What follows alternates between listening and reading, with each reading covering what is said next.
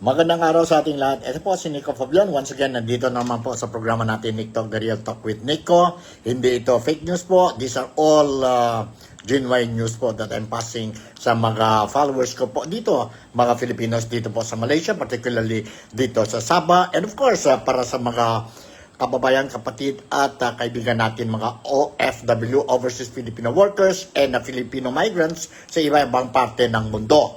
And wag natin, I don't have any intention to omit or to sabihin natin na kalimutan ang mga kapatid, kaibigan at kababayan natin dyan po mismo sa bayan natin sa Pilipinas. Today is May 7 na po and it's Thursday. Bukas is a Friday na po. Tapos Saturday, Sunday, wala tayong pasok. No? Kumusta ang pera natin na bago lang nagsweldo? Sana be prudent in spending, be a wise spender dahil po alam na natin paano ang buhay sa Pilipinas dahil po lahat ng mga presyo, no? Lahat ng mga presyo diyan po sa Pilipinas tumaas na po dahil sa Middle East conflict po, no? Tungkol sa gasolina natin po, no? Ano talaga po, although nagbaba na ngayon po, no? But we are just hoping na matuloy na ito po ceasefire between America, Israel, and Iran po. So at this, who knows, manataw, no? Sa malayo po yun, who knows, we say it, manataw, we will be able to go back to normal life po. Normal ang mga presyo dyan po sa Pilipinas, hindi kagaya what is happening ngayon po. But definitely, even though bumaba na ang presyo ng langis natin, no? Sa Pilipinas dahil po may we can see light at the end of the tunnel dyan po sa conflict ng sa Middle East, but we don't expect immediately it will drop. In fact, ang exchange rate natin peso to US dollar po sila mataas pa rin po, no? Grabe po, nawala ang value ng peso dahil hindi lang po dahil sa Middle East conflict, but dahil po, no, wala tayong political stability, wala tayong economic stability, and may problema pa rin tayo sa security ng bayan natin po, no? And that is the reason why ganito ang sitwasyon ng Pilipinas ngayon. But anyway, ang topic natin ngayon po is ang hot issue, hot topic po kahapon dyan sa Pilipinas. No? Dyan sa Pilipinas. Ano ba itong hot topic dyan po sa Pilipinas na nangyari kahapon? Hindi po ang impeachment. Yeah, of course, mayroon weight dyan po. Ang nangis natin, yes, may weight din yan. It carries weight din po. Malaking issue din yan po. But ang malaking issue talaga kahapon nangyari dyan po sa Pilipinas, ito po, ito nahuli po ang mga tao dyan po sa Peanut Gallery Media Network po, no? And accordingly, allegedly po, no? They are trying to, mayroon yun na extortion kay former Speaker Martin Romualdez po, no? Congressman Martin Romualdez. We don't know whether this is true or not. Ang korte lang yun po, no? Can clarify things po, no? Sa ngayon na nahuli na po ang National Bureau of Investigation, nahuli na kay ang big boss dyan po sa Peanut Gallery Media Network, no? Media Network po, no other than si Mr. Franco Mabanta, no? Mabanta. Yon po. Kahapon yun nangyari, and I will going to share with you po ang mga reactions, mga statements made by both some officials from the government, especially ang National Bureau of Investigation and Director natin po dyan sa Pilipinas, si Director Attorney Melvin Matibag. Kasi may mga interview siya kaninang umaga, and I managed to record it para sa inyo po. So stick lang kayo po dito sa programa natin, and I will share with you itong mga informations na mayroon tayo po. But bago sa or bago pupunta tayo dyan po sa issue ni Mabanta, no? Ni Mabanta. Now, let me share with you muna po. Ito mga fake news po, mahirap talaga po. So, we have to make it very clear, no? Para mga tao po will not be confused. I just want to make it clear na fake news will not do anything good sa atin po.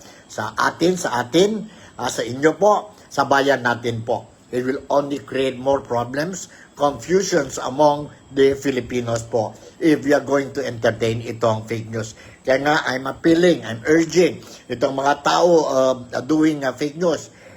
It could be from the some government officials, maybe, or maybe ordinary Filipinos, or even individuals supporting a certain politicians or a certain political parties po, no? So, tama na yun siguro, no? We don't go for fake news because, as what I said, it will not do anything good sa atin, sa mga Filipinas po, and at the same time, sa bayan natin. In fact, all negative lang po. Kawawa ang Pilipino if we continue to do this fake news. Now, ano naman fake news I'm talking about? I just want to make it clear po. If you remember, yesterday and the other day po, mayroon sa social media lumabas. Fake news ito po. I strongly believe this is fake news. No? Lumabas na may retrato, ang retrato ni attorney Michael Poa po, no? And ang caption dyan po is that he was thrown, itong laptop daw, from galing kay Vice President Inday Sara Duterte dahil po galit daw si Inday Sara Duterte po. When I saw it sa social media, I immediately check kung official ba ito. So I checked sa mga digit, sabihin natin mga legit social media outlets dyan po sa Pilipinas. Excuse me, When I check po, none of the legit social media outlets dyan po sa Pilipinas reported itong incident. So sabi ko, this is fake news. Fake news ito po. So, let me share with you itong video clip po wherein no less than si Attorney Michael Poa, nasa picture na yun po, no? He said na hindi totoo itong posting sa social media. Nandito po, let me share with you ang clarification made by Attorney Michael Poa. 104. Saan na yun? 104. Tingnan natin po. Sandali. 104. Alright. 104. Hold on po. No? Hold on. Check natin po. Ang 104. Okay. Sandali lang po. Nandito po. Let's watch and listen to this. Alright. Nandito. Okay. Una sa lahat, ang pinaka-importanting tanong, totoo po ba na binato kayo ng laptop ni Vice President? Alam niyo, Ms. Corina, na medyo, hindi ko alam kung paano magre-react nung nakita ko yung mga SOCMED cards about that. Medyo natawa na lang ako. Actually, thought I shouldn't answer that anymore. Hindi ko napapatulan. But to cut the story, the long story short, hindi po totoo. Nabato ako ng laptop or kahit anuman or Ano ba yung kwento my mo, years Willard? working with the Vice President, hindi po namamato ng kahit ano eh. Sabihin ko sana kung binato kayo sa lugin ko. Mamahaling laptop pa nga daw yung binato sa akin. So, nakawa ko. Sana maleta na lang na puno ng perang iba. But it's very creative. I don't have to say that. Very Or gold bars. Yan, magandang iba to yan. Tatanggapin ko yan. Anyway, so hindi totoo yun. Hindi po totoo. You don't know where it came from? I don't know. It just came out during the weekend. Tapos marami nagtatanong sa akin. Even my relatives started asking me kung totoo yun. Correct. No, it's not true. Alright, klaro-klaro po. It is not true, hindi yung totoo po. So, do not believe ang itong posting po, no? Itong posting. And no less than, nasa Netherlands na ngayon, si Vice President Inday Sara Duterte, and she was asked to comment on this very particular issue po. she also denied, no? Sabi niya, hindi yon totoo, hindi yon ang ugali niya po to do this thing. Sabi niya, especially kung itong laptop sa akin, alam ko ang laptop mahal, when we buy it, it is expensive. So hindi yon sa ugali niya po to just throw mga expensive things niya po, no? So, klaro na yan po. Klaro na yan po is not true, no? Now, mayroon na naman issue tayo ngayon, mga issue whether totoo ba ito o hindi ba ito totoo. And yung issue na yun po is tungkol sa issue that we will be touching today. Si Franco Mabanta, no? Mabanta po ang boss ng PGMN, Pinet Gallery Media Network. Yun mga sabi ni Ate Claire, ang Malacanang spokesperson po yesterday, na hindi daw si Franco kaibigan ni Pangulong President BBM. Totoo ba yun? Hindi. In fact, si Claire Castro, Yusek Claire Castro, she even showed na ang retrato ni former President Rodrigo Roa Duterte, and of course another picture showing Inday Sara Duterte together with this a person concerned that we are talking about, no? And pagkatapos yan po, ang dami din mga social media posting showing also na contradicting ang statement ni Senator Undersecretary Claire Castro, na when she said that hindi daw kaibigan ni Bongbong Marcos po o ni BBM si Mabanta po. And lumabas po ang mga retrato that they know each other, they attended a party, may hugging pa sila dalawa, of course together with First Lady Adisa Araneta Marcos po and other mga guests dyan po. So picture plus video po, picture plus video contradicting ang statement ni Ate Claire, no? Ni Ate Claire. But I will just leave it sa inyo po, kayo nang bala to make your own judgment po, no? To make your own judgment regarding itong issue. In the meantime, punta na tayo po sa issue natin for today. Yon po ang arrest ng NBI kay Mabanta. Kay Mabanta po. Nandito ang report po. Let me share with you itong report galing sa Maynila po sa national media. So, let me share with you itong video clip. Arestado sa entrapment operation. Hold on po. Alright, nandito.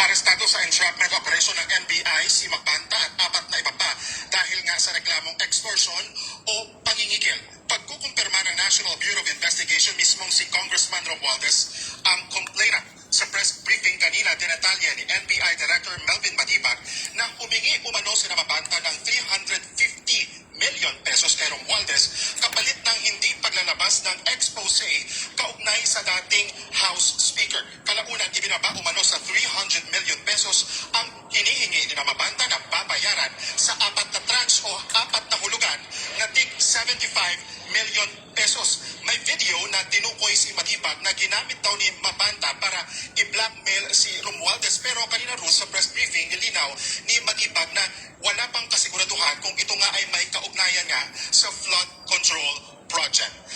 Sa ngayon, sasailalim pa yan sa forensic analysis ng mga operatiba ng NBI ang sinasabing video. Sumama ang News 5 sa operasyon ng NBI kagabi na aresto sila Mabanta sa isang exclusive village sa Pasig at nakipagkita sila Mabanta sa isang agent na nagpanggap na tauhan ng dating House Speaker. Nang matanggap ang marked money, dito na gumalaw ang mga operatiba ng OTCD. Mula Pasig, dinala sa NBI dito sa Pasay headquarters sina Mabanta para sa booking procedures at medical. At hanggang sa ngayon, sa mga oras na ito, 2:35 ng hapon, nandito pa rin ang grupo ni na Mabanta. Nakatakda handa silang sumailalim sa inquest proceedings sa Pasig City Regional Trial Court at dadalhin sa NBI Detention Facility sa Muntinlupa sina Mabanta. Dumating na rin ang legal counsel nina Mabanta at ang kanyang mga kasamahan na inahesto ng NBI pero tumanggi muna silang magbigay ng pahayag. Ruth. Okay, yun po, narinig natin. And that was the report aired yesterday po, no? Yesterday pa yun video clip. Now, immediately after it was reported, ang grupo naman ni Mabanta, they denied itong extortion daw po, no? Allegation sa kanila. They denied. Let's watch and listen ang denial statement ng PGMN, Pinet Gallery Media Network. Nandito po, let's watch and listen to this. Peanut Gallery Media Network. Hold on po. Hold on. Medyo mabilis talaga. Bumipensa kaagad ang Peanut Gallery Media Network matapos Alright, nandito. Let's watch and listen to this, ang denial ng PGMN.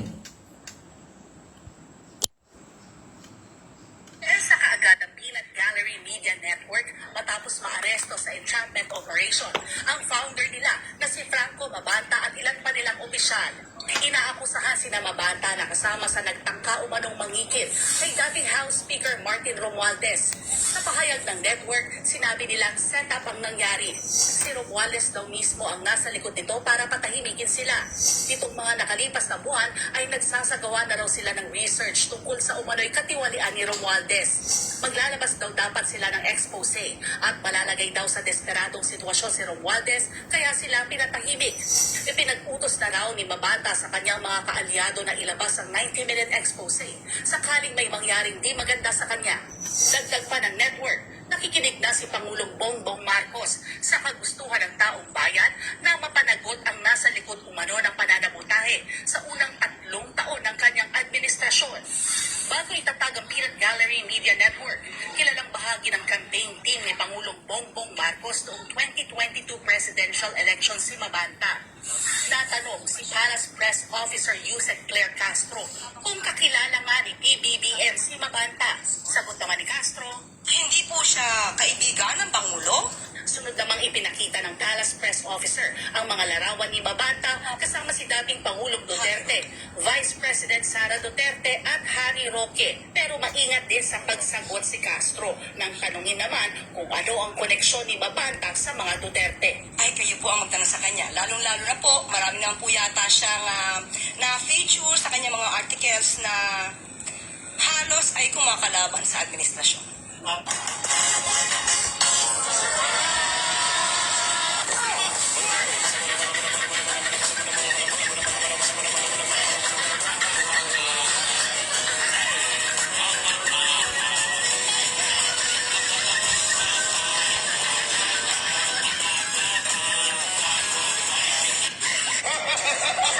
Hindi po siya kaibigan ng Pangulo?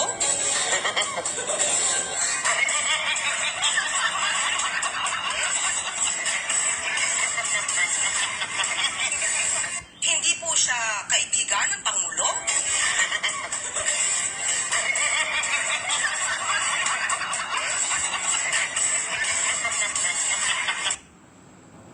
Alright, yun po, no? Yun po ang sabi ni Claire Castro, hindi daw kaibigan si Mabanta ni Pangulong President or Pangulong BBM. But the video shows otherwise po, no? Close na close sila po, including nag-haging-haging pa sila. Not only si BBM but also si First Lady Lisa Araneta. Kayo nang bahala po, no? Kayo na bahala po to make any assessment or your own opinion po. I'm just showing you po ang video clip po. A picture of Duterte against a picture of BBM plus a video of BBM po. Kayo na bahala. This morning, while I was monitoring ang Ted Filon program, no?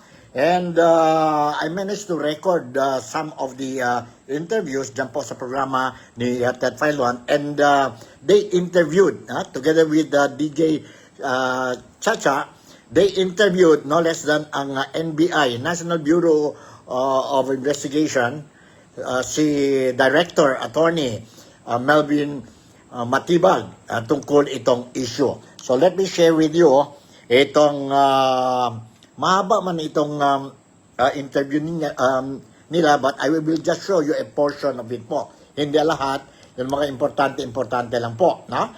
So let me share with you the first video clip that I will share with you po ay ito po. Ito po, sandali. Ito. Nandito po. Si Ted Filon asking questions kay NBI Director Attorney Melvin Matibag. Na ito raw po ang set up daw po itong ginawa dito kila Mabanta. Kated at DJ Chacha, napakahirap naman yata paniwalaan yung situation namin is based on procedure in law. Kaya kita-kita naman po, may mga kasama na naman po kami mga media personalities doon, well coordinated po ito. At yung makikita niyo po naglalabasan ng mga video clips, hindi na po galing na sa NBA yun, nag-meeting muna sila rin sa Peninsula, Manila Peninsula, nag-ipag po siya, nag-direct siya, at may mga conversation, nag-ipag-usap talaga siya. On the drop off of the money po na hinihingi po niya. So, hindi po ito, malino po na hindi set up, napaka-unfair naman po nito sa ating mga law enforcement na sumunod sa proseso at sumunod sa batas at sumunod po sa ebidensya para sa linis ng set up po ito. Umano na aming napapanood, ang tawag po dito, budol money. Ano ho ito? Opo. Ito hong perang ito ay ang entrapment lamang, hindi ito totoong pera. Tama po yan, Kated. At alam mo naman po sa malawak ng experience sa broadcasting sa media, alam niyo naman po alam po yan na ginagawa po ng law enforcement, kagaya niya 75 million. Ang naglalabas po ng pera po entrapment, halimbawa bypass, ang enforcement agency po, kami po. Kaya po kami may confidential fund. Sa paliwanag kasi nga una pa lang po nung napanood natin to, agad mo nang iisipin nga na hindi ito actual na 75 million pesos kasi saan ka kukuha ng ganong kalaking halaga at kapag yan ay naging bahagi na rin po ng ebidensya ay hawakan po ng hukuman ng 75 million. Ang ginagamit dyan ng mga law enforcers po, yung din ginagamit ng mga nanloloko, yung budol-budol gang. Parehong-pareho po yan. Yung harapan lang ang totoo na pera. Opo. Tama po, yung po sinusulat natin, nakita niyo po yung video, yung pati po ay may sinusulat na serial number, yung po yung mark money na tinatawag po. Opo. Alright, yan po, narinig natin si Attorney Matibag, no, explaining na ang istorya dyan po, itong Mabanta group, allegedly, they're trying to extort money kay former Speaker Martin Romualdez po, no? Saying that mayroon silang video, no? If you're not going to pay us, then we will put it out sa public. At first, we were asking for 350 million, but they managed to negotiate to 300 million na lang po, instead of 350. Now, may mga reaction naman or comments dyan po sa social media when they show the money, no? Yun dinala ang NBI supposedly to pay sa grupo ni Franco Mabanta, no? Sabi nila, akala namin ang properties, ang wealth ni Speaker Martin Romualdez frozen na po. How come mayroon siyang gantong halaga ng 75 million pesos in cash? So, we just want to make it clear po na itong pera dinala ang NBI sa entrapment operation po, hindi yon totoong money. That is fake money po. Budol-budol money yan po. No? Normally, this is how ang gobyerno deals with this kind of crime or mga tao po. No? It's not the real money. Sa taas lang yan po, real money, pero sa loob na po, sa baba na po, hindi na yung real money. So, klarong-klaro yun po, no? Very clear. And, of course, mayroon yun 90 minutes video Pero they did not they're not willing. Ito ang grupo ni Mabanta is not willing to give the 90-minute video, but they gave a teaser. Totoo ba yun po? May teaser po, no? Totoo ba yun? May teaser. Nandito po ang video clip ni Atty. Matibag po when it comes to the teaser. Sa teaser po. Let's watch and listen to this. Okay? Hold on po.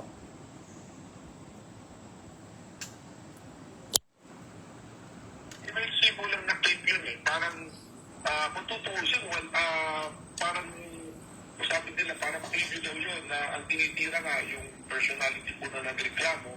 Pero from that teaser video na yan, dahil nagsasalita po yung pong si Jay Hero, parang yun yung direction. Pero yung pong pinag-ng video clip, may kasamang mensahe. Na sinasabi, mahaba itong video na to, lalabas namin to, pag nilabas to, talagang maapektuhan. Yun po yung tono nung text message na ito. Ano mo? Alright. Yan po. Konfirmado na may teaser po, no? May teaser. Video teaser yan po.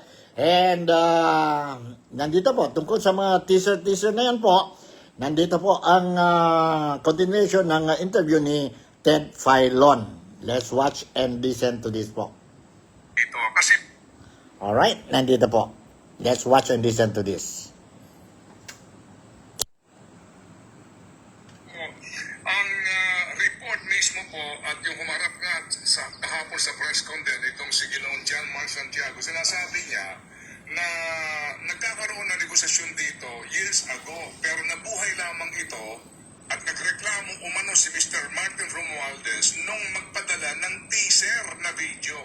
Yung pong teaser na video yan, hawak ng NBI, ano ho naman nun? Well, may sibo lang na clip yun eh. Parang, kung tutuusin, parang, sabi nila, parang preview daw yun na ang tinitira nga yung personality po na nagreklamo. Pero from that teaser video na yan, dahil nagsasalita po yung pong si Jay Hero, parang yun yung direction. Pero yung pong pinag-ng video clip, may kasamang mensahe. Na sinasabi, mahaba itong video na to, lalabas namin to, pag nilabas to, talagang maapektuhan. Yun po yung tono yung text message na ito. Ano po? Ang sabi nga, after pa nagawa. Then, nung iniimbestigahan naman po namin, at ang base naman sa statement nga po ng company ni speaker, naniniwala sila that the video is not meant to be shown to the public, but was only meant to extort funds. Ang ibig sabihin, walang intention di palabas. Meron nang ginawa, pinagsama-sama siguro yung napulot po sa mga news, mga clippings, ganyan. Pero ang intention talaga is mangingin ng pera. Kaya ganun kalaki yung hinihingi mong pera. Alright. Yan po. Klarong-klaro po. So, si Ted Filon also, nagtanong kay attorney o director Matibag, sino ba talaga nagpunta sa NBI? Si former speaker Martin Romualdez talaga made physically appeared sa NBI and made the complaint, and because of that complaint nagawa ng operation dyan po sa grupo ni Mabanta. Sino talaga? Si Martin Romualdez ba or tao niya lang po? Nandito ang reply ni Attorney Matibag. Ni Attorney Matibag po. Let's watch and listen to this. Okay?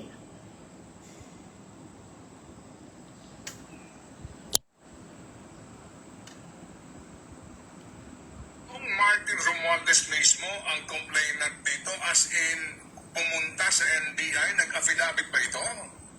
Well, ang nagreklamo po mismo nito, yung tao na naghanda, nakipag-usap, yung pong isa sa mga tao ni speaker. Pero yung mga initial coordination, I was informed na talaga pong nag-informed din po si speaker po. Okay, pero hiningihan ba ho dito ng affidavit na ng NBI si former speaker? Ang nag-issue po ng affidavit yung pong tao niya na direktang may knowledge din at initial na nakausap po nitong grupo po ng PDMA. Opo, yung pong sinasabi na video teaser na ito, hawak ng NBI ngayon ito? Hawak po ng NBI Video teaser? Yung po, Nasabi po yung video teaser. oh, yung Video video. teaser, yung pong kabuuan ng video, wala pa po kami nakikita talaga. Kaya naman po, yung pong kanilang mga gadget, hawak po namin. And it will form part as evidence po nitong kaso na to, na kahit nakapagpiyasa sila, the Bureau will hold on to this because this is considered evidence of the crime committed po. Opo. Alright, klaro-klaro po, very clear that hindi po, physically si former Speaker Martin Romualdez pumunta sa opisina ng NBI and made the official complaint po. Tao niya lang po. In fact, ang affidavit hindi galing kay Romualdez, Martin Romualdez, but yung tao na punta doon po sa NBI and make the complaint. Now, magaling din ito si Sir Ted Filon. And he asked si Attorney Matibag, okay, sino yon nag-negotiate o nag-start ang negotiation kay Martin Romualdez? Sino yung tao? Si Mabanta ba? Or ang tao ni Mabanta who started communicating kay Martin Romualdez? Sino yon? Mayroon ba? Or sino yon? Nandito po ang reply ni Attorney Matibag. Ni Attorney Matibag po. Let's watch and listen to this po. Okay? Andito.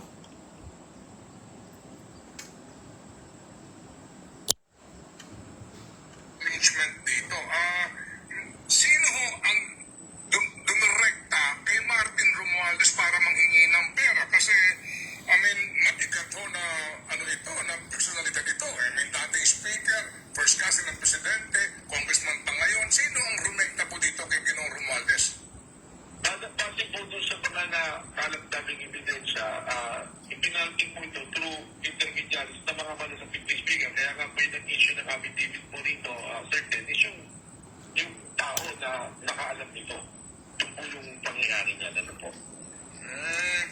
Pero hindi po rekta kay Mr. Romualdez ang panghihingi ng pera? Lumalabas po dito sa ano, hindi po directed na ganun, kundi through intermediaries.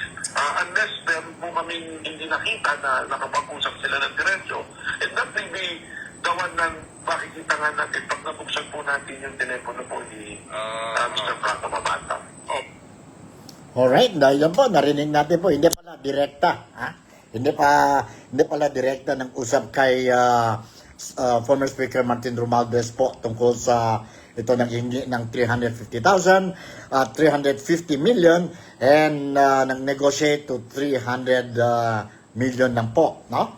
300 million lang po. So, yun ang istorya ngayon. Yun ang balita, very hot issue po, and bailable ito, no? Bailable ito. This is not or pwede ito mag-bail lang po. Bayad siya ng bail and temporary liberty si Mabanta. So Mabanta and 4 other companion niya po na they were arrested. They were arrested yesterday. So mainit yon na ang balita po tungkol ito. So let's see po what will happen next. I am going to continue to monitor itong mga updates, developments tungkol itong case na ito po.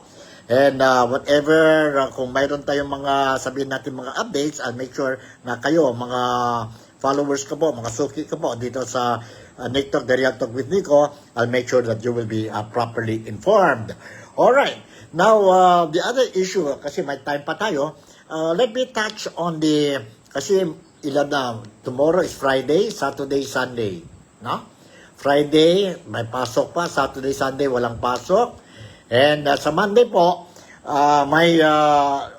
it's a very significant day para sa atin po dahil we are expecting na ang plenary, mga congressmen po, during the plenary session ng House of Representatives, they will be voting sa impeachment of Inday Sara Duterte. In fact, ang impeachment article or complaint, nag-submit na po ang Justice Committee of the House of Representatives sa plenary yesterday during the session po. So, nandun na sa kanila, and they have today, they have tomorrow, Saturday, Sunday, no?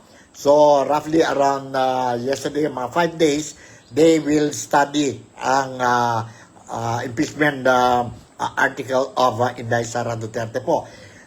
5 days is enough for all the congressmen to read, no? To read and have the idea. In fact, mayroon na silang idea po tungkol sa impeachment po because this has been going on for quite a long time already po, itong impeachment ni Inday Sara Duterte. So, most likely, by Monday, we will see po. Talking about the votation, narinig natin po since yesterday and even today, excuse me, narinig natin po mga numbers na po. They're talking about numbers ngayon.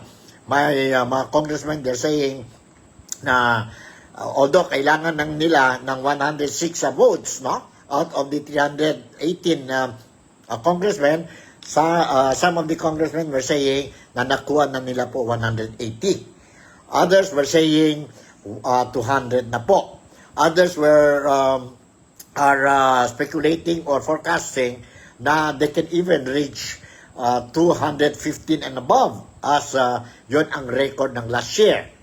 While others din po, kagaya ni Palawan na District 1 Congressman, si Congressman Jose Alvarez, no? During an interview sa kanya po, he said, based on his knowledge, although this is not official, sabi niya, mayroon na 120. But sabi ni Congressman Jose Alvarez, I know him, he's my friend. I used to go to Palawan. And sabi niya po, he will not be participating in the voting exercise po. Kung nandoon siya po, he will abstain.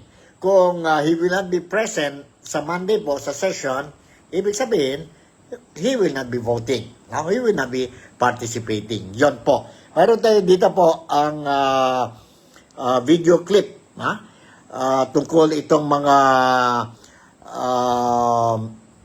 votes ng mga forecast votes sa impeachment of Inday Sara Duterte, and let me share with you po.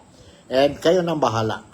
May report dito. Let's watch and listen to this report coming from Billionario Agenda News. Hold on, nandito po. Let's watch and listen to this.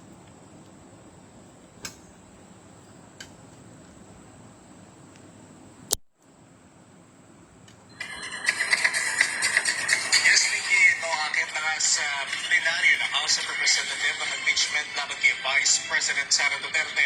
Ang tanong natin sa ngayon, Pinky, may sapat bang bilang para maitawid sa Senado ang impeachment? Kapatid na lang ay umugong na may ilang mambabatas na nag-draw bilang author ng Articles of Impeachment. Kasama rito si Palawan 2nd District Representative Jose Alvarez. Hindi raw ito totoo dahil hindi pa naman daw siya pumipirma. Pero inamin sa atin ni Alvarez na abstain ang kanyang magiging boto. Consistent ako na walang impeachment, hindi ako bumoto eh. Kaya hindi din ako bumoto. Pag nandun ako, abstain ako. O kung botohan na wala ako, sorry, hindi wala. Ayon naman sa Liberal Party, hahayaan nila ang kanilang mga miyembro na bumoto base sa kanilang konsensya. Sa pahayag ni Atty. Erin Tanyada, presidente ng Liberal Party, tanging sa anti-political dynasty bilang daw sila magkakaroon ng united na boto. Nagpahayag na ang isa sa mga miyembro ng LP na si Caloocan City Representative Edgar Erice na hindi siya dadalo sa botohan. Pero nilinaw ni Tanyada na nagkaroon na ng meeting ang kanilang partido noong Marso na dinaluhan rin daw ni Congressman Reed. Dalawas ito sa sinabi ni Erice na hindi pa sila nag-uusap sa LP. Samantala, Pinky, maliban dyan, naglabas na rin ng pahayag si BH Party List Representative Robert Casal. Hindi man niya direktang sinabi sa atin kung yes or no ang kanyang magiging boto. Ang sabi ni Congressman Casal ay iginigiit niya na wala siyang nakikitang dahilan para ma-impeach si Vice President Sara Duterte na binoto ng nasa 32 milyon na Pilipino. Maliban nga dyan, Pinky, posible o inaasahan natin na maganap ang aktual na botohan sa plenaryo sa May 11. Pinky. Alright, yun po, narinig natin. And mayroon tayo dito short video clip po.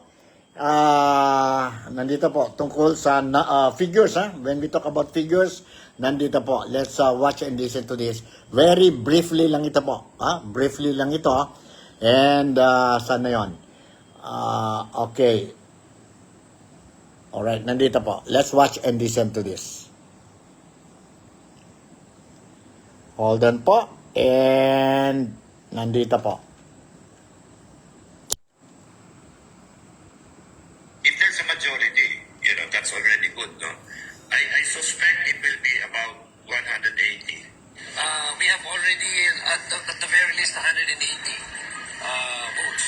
So we're looking at probably more than that. Alright, ayun po, narinig natin ang forecast ni Congressman Napuno and of course, si Congressman Adyong, no? Mayroon na daw 180 and there is still a possibility that it will be increase hanggang sa Monday po. So let's see po what will happen. Now, since we are talking about itong impeachment, ang popularity po, no? Let's talk about kasi lumabas na mga, alam na natin yan po, no? Alam na this, when we talk about itong mga issue po, mayroon talaga maglabas mga survey. Now, mayroon tayo dito video clip po, coming from the president of the Pulse Asia, no? Who is doing this regular survey, Pulse survey po. Let's watch and listen ang mga statement niya po tungkol ang resulta ng survey nila, poll survey po, between ang mga potential presidential candidates po. Let's watch and listen to the president, sino ba yun? Si Mr. Holmes, no? Nandito po. Let's watch and listen to this po. No? Sandali. Sandali po. Saan na yun? Saan na yun po? And okay, 3016, 306. Mayroon ba tayo dito 306? 306. Sandali po. Let me check properly. 306. Nandito. Let's watch and listen to this. Okay. Okay, let's watch and listen to this. O average lang ang popularidad ni Vice President Sara Duterte sa kabila ng pangunguna niya bilang presidential candidate sa 2028 elections. Ayon ito kay Pulse Asia President Ronald Holmes. Anya, bumababa pa ang performance ratings ng vice sa gitna ng mga political issue na kinakaharap nito. It declined to less than majority in December 2024 and picked up only as a sympathy towards the family given the arrest of the former president in March 2025. From then on, incrementally declining. Tila maliit lang din ang epekto ng early presidential bid ni Duterte. For example, in the case of Vice President Lenin Bush, she only declared after the survey that she's not interested in running for a national post. But in the absence of a declaration, still people, about more than 4 out of 10 signified preference for her. So that means that the declaration of Vice President Sara should have moved her a little bit farther in terms of voting support. Sa Pulse Asia survey na isinagawa noong February 27 hanggang March 2, 51% ang boboto kay Duterte kung ngayon daw gaganapin ang eleksyon. Hindi naman nalalayo si Naga City Mayor Leni Robredo at 43%. Kahit ilang beses nang sinabi ng dating VP na hindi siya tatakbo, ilalagay pa rin daw ng Pulse Asia ang kanyang pangalan sa surveys nito. Let's see how people's preferences change given the knowledge of such decision on the part of the former Vice President. Sa On Point ng Bilyonaryo News Channel, nagbabala rin si Holmes sa posibleng epekto ng late na pagdeklara ng kandidatura. If you don't declare, then you lose the opportunity to organize, and that opportunity is something that you should be able to seize very early, not a year before the election. Posibleng isama pa rin daw sina Senador Erwin at Raffy Tulfo sa mga survey. Sa kabila ng panawagan ni Senator Erwin to quote, "Leave them alone." Ayon kay Holmes, nagtatanggal lang sila ng pangalan kung may formal letter mula sa naturang individual. At may senador na raw na gumawa nito. I think most recently we got an indication from Senator Chis Escudero to exclude his name from any of the vice presidential, the presidential race. He was open for the election, but he basically stated formally, please exclude me from the presidential and vice presidential race. Sa Hunyo, isasagawa ang susunod na pre-election survey ng Pulse Asia. Dito inaasahang makikita ang epekto ng impeachment proceedings laban kay VP Sara. Alright, yun po, narinig natin from the president of Pulse Asia, si Ronald Holmes, no? Regarding itong mga poll surveys that they are doing po. Independent ito po, walang bayad ito. They are doing it for the sake of informing the public ano ang trend ng mga potential candidates po nasa 2028 presidential election po. So, ito ang mga latest natin dito po sa Nick Talk, The Real Talk with Nico. And kung ano man, kung may mga updates pa tayo po, okay mga lala, because I will make sure that I will continue to monitor ang sitwasyon dyan po sa Pilipinas, be it the security aspect, be it political aspect, ang political landscape natin dyan po sa Pilipinas, and at the same time, ang economic aspect ng Pilipinas natin po, ang cost of living dyan po sa Pilipinas. So, maskin paano, I managed to update you anong mga importante notisya galing sa Pilipinas, especially ang mga kababayan, kapatid at kaibigan ko po dito, mga Filipinos dito po sa Malaysia, particularly dito po sa Kota Kinabalu or dito po sa Sabah. And of course, para din ng mga Malaysian friends natin po. And of course, included na po ang mga overseas Filipino workers natin at saka mga Filipino migrants sa iba-ibang parte ng mundo. This program is designed for all of you. Likewise, itong programa natin po intended para sa mga Filipinos dyan po sa Pilipinas. So, ingat lang tayo po and let's do our best and hope na itong problema natin that we are facing now po, ang bayan natin at saka tayo mga Filipinos po will come to an end. Po. Ingat tayo po, yung mga tao dyan po sa vicinity ng Mayon Volcano, ingat-ingat lang tayo po. And ingat din tayo po because expected may malakas na ulan na naman po dyan sa Pilipinas. Expected to be in the Philippines on the evening of Saturday and early morning Sunday, itong Typhoon Kaloy. Pag ang pangalan na lalaki po, ibig sabihin hindi ito masyadong malakas. Kung babae po, ang pangalan ng storm natin po, ibig sabihin malakas ito po. So, ingat lang tayo, take the necessary extra precautionary measures, and in the event kailangan kayo to evacuate, okay, follow, listen to the instruction coming from the authorities concerned doon po sa lugar ninyo po. So with this, Nico Fabian once again would like to say thank you very much for making me a part of your day today. Enjoy kayo po itong Thursday, and let's look forward for a brighter, better, problem-free Friday tomorrow po. Malaysia, Sabah, the Philippines, God bless us all. I'll see you in my next episode. Bye, and I love you all. Godspeed.